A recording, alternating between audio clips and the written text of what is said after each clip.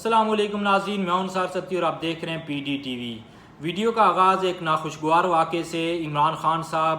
District court اسلام آباد میں پیش ہوئے، جہاں پہ کسی نے عمران خان صاحب پہ بوتل پھینک دی، جو کہ قابل مذمت ہے اور اس طرح کے واقعے کی ہرگز حوصلہ افزائی نہیں کی جا سکتی۔ لیکن یہ بھی فیکٹ ہے کہ پچھلے کئی سالوں سے اس طرح کی سیاست کو فروغ دیا جا رہا ہے، اور بالخصوص عمران خان صاحب کی جانب سے اور پی ٹی آئی کی جانب سے اس طرح کی سیاست کو فروغ دیا گیا۔ عمران خان صاحب کے دور حکومت میں ان کے مخالفین پہ، چاہے وہ نواز شریف ہوں، ان کے اوپر جوتا پھینکا گیا، احسن اقبال ہوں، ان کو گولی ماری گئی، خواجہ آصف ہوں، ان پہ سیاہی پھینکی گئی، اور بھی کئی اس طرح کے واقعات ہیں کہ جب اس طرح کے واقعات ہوئے تو اس وقت عمران خان صاحب اور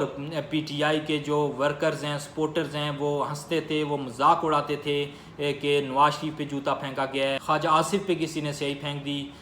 تو اس وقت بھی وہ واقعات قابل مذمت تھے، اور آج بھی جو واقعہ عمران خان صاحب کے ساتھ پیش آیا یہ بھی قابل مذمت ہے۔ چاہے کسی بھی لیڈر کے ساتھ اس طرح کا واقعہ ہو، اس کی مذمت کرنی چاہیے اور اس طرح کے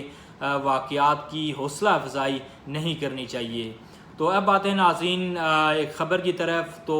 توہین الیکشن کمیشن کیس میں عمران خان صاحب کے non bailable arrest warrant issue ہو چکے ہیں، جس کو عمران خان صاحب کے وکیل نے بنی گالہ میں ریسیو بھی کر لیا، اور یہ توقع کی جا رہی ہے کہ عمران خان صاحب کل الیکشن کمیشن کے سامنے پیش ہو جائیں گے۔ اس سے پہلے فواد چودھری کو بھی بلایا گیا تھا، وہ پیش ہوئے، انہوں نے زبانی معافی مانگی، لیکن الیکشن کمیشن کی طرف سے انہیں کہا گیا کہ وہ ریٹن معافی نامہ جمع کروائیں، تو وہ اس کے لیے بھی ایگری ہیں، لیکن عمران خان صاحب کو بار بار بلانے کے باوجود وہ الیکشن کمیشن کے سامنے پیش نہیں ہوئے، تو اس لیے ان کے نان بیلیبل ارسٹ وارنٹ جاری کیے گئے، اور آئی جی اسلام آباد کو کہا گیا کہ عمران خان کو اریسٹ کر کے 10 بجے تک الیکشن کمیشن آف پاکستان کے سامنے پیش کریں، اور اگر عمران خان صاحب آج پیش نہیں ہوتے الیکشن کمیشن کے سامنے تو پھر ان کو گرفتار کیا جائے گا، اور گرفتار کر کے ان کو الیکشن کمیشن کے سامنے پیش کیا جائے گا۔ اس کے علاوہ ناظرین، عمران خان صاحب کی اگر آپ بات کریں تو وہ آج کل کافی مشکل میں ہیں اور پریشانی میں ہیں، بالخصوص اعظم خان نے جو گواہی دی سائفر کے معاملے پہ، اور پھر اس کے بعد نیب راولپنڈی میں اعظم خان نے القادر ٹرسٹ کیس میں بھی اپنی سٹیٹمنٹ دی، تو اس کے بعد عمران خان صاحب کافی پریشان ہیں، کیونکہ اعظم خان نے دونوں جگہ جو سائفر کا معاملہ ہے اور القادر ٹرسٹ کیس ہے، ان دونوں میں عمران خان صاحب کے خلاف بیانات دیے ہیں، اور عمران خان صاحب کا جو سٹانس ہے سائفر کے معاملے پہ اور القادر ٹرسٹ کیس کے معاملے پہ، اس کے برعکس اعظم خان نے وہاں پہ سٹیٹمنٹس دی ہیں، تو عمران خان صاحب کے لیے تو پریشانی یقینی ہے۔ لیکن ایک اور جو اہم خبر ہے وہ عمران خان صاحب کو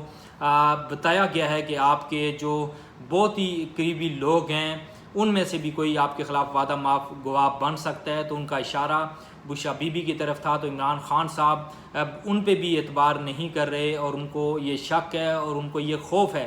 کہ بشرا بی بی بھی ان کے خلاف وعدہ معاف گواہ بن سکتی ہیں۔ یہی وجہ ہے کہ ذرائع کے مطابق عمران خان صاحب نے بشرا بی بی کو اکیلے کہیں بھی جانے سے منع کیا ہے۔ اور دوسرا، بشرا بی بی وعدہ معاف گواہ کیوں بن سکتی ہیں؟ کیونکہ جو کرپشن کے کیسز ہیں اس میں نہ صرف بشرا بی بی کا نام آ رہا ہے بلکہ ان کے بچوں کا نام آ رہا ہے، ان کے سابقہ شوہر کا نام آ رہا ہے، تو اس طرح اپنے بچوں کو بچانے کے لیے ہو سکتا ہے کہ بشرا بی بی عمران خان صاحب کے خلاف گواہی دینے پہ آمادہ ہو جائیں۔ تو دیکھتے ہیں کیا ہوتا ہے۔ عمران خان صاحب کی اگر آپ گرفتاری کی بات کریں تو کچھ خبریں یہ ہیں کہ اسی پی ڈی ایم کی حکومت میں عمران خان کو گرفتار کیا جائے گا، لیکن جو میری اوپینین ہے اس بارے میں وہ کیئر ٹیکر سیٹ اپ آنے کے بعد عمران خان صاحب کی گرفتاری ہوگی، اور چیف جسٹس عمر عطا بندیال کی ریٹائرمنٹ کے قریب یا ان کے بعد ہی عمران خان صاحب کو گرفتار کیا جائے گا، تاکہ ان کو گرفتار کرنے کے بعد جلدی ان کو بیل نہ مل سکے۔ ناظرین، دوسری جو اہم ڈیولپمنٹ ہے اس کے بارے میں بات کرتے ہیں۔ اسحاق ڈار کا نام چل رہا تھا کہ وہ کیئر ٹیکر سیٹ اپ میں نگراں وزیر اعظم کے کینڈیڈیٹ ہیں مسلم لیگ نون کی طرف سے، اور اس طرح کی خبریں چلائی گئیں کہ مسلم لیگ نون اور پیپلز پارٹی کے درمیان بات چیت ہو چکی ہے اور پیپلز پارٹی بھی اس نام پہ ایگری ہے، لیکن شہری رحمان نے پریس کانفرنس کر کے یہ واضح کر دیا کہ اسحاق ڈار کا نگراں وزیر اعظم بننا تقریباً ناممکن ہے۔ مسلم لیگ نون کی تو یہ خواہش ہو سکتی ہے، لیکن پیپلز پارٹی سے اس بارے میں کوئی بات چیت نہیں کی گئی۔ تو یہ مسلم لیگ نون جو چاہ رہی تھی کہ اسحاق ڈار کو نگراں وزیر اعظم بنایا جائے، تو یہ ان کا خواب پورا ہوتا دکھائی نہیں دے رہا۔ پیپلز پارٹی کے علاوہ JUI نے بھی اس کی مخالفت کر دی،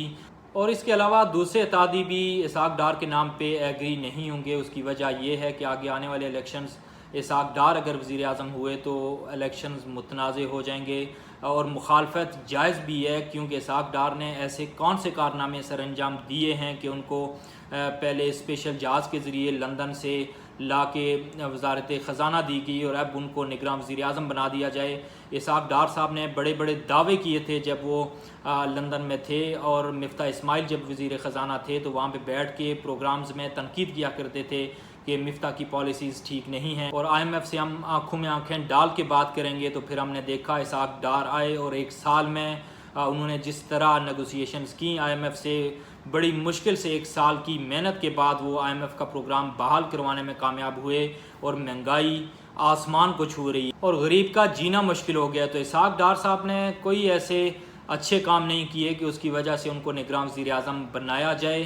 اور دوسرا یہ کہ کیا مسلم لیگ نون میں یا پورے پاکستان میں اسحاق ڈار کے علاوہ کوئی اور ایسا معتبر بندہ نہیں جس کو نگراں وزیر اعظم بنایا جائے؟ کیوں شریف فیملی یا ان کے رشتہ دار ہی اعلیٰ عہدوں پر فائز کیے جاتے ہیں؟ اسحاق ڈار کے علاوہ بھی بڑے بڑے نام ہیں مسلم لیگ نون میں جو کہ وزارت خزانہ کو چلا سکتے ہیں، کوئی بھی بڑا عہدہ آپ ان کو دے سکتے ہیں، لیکن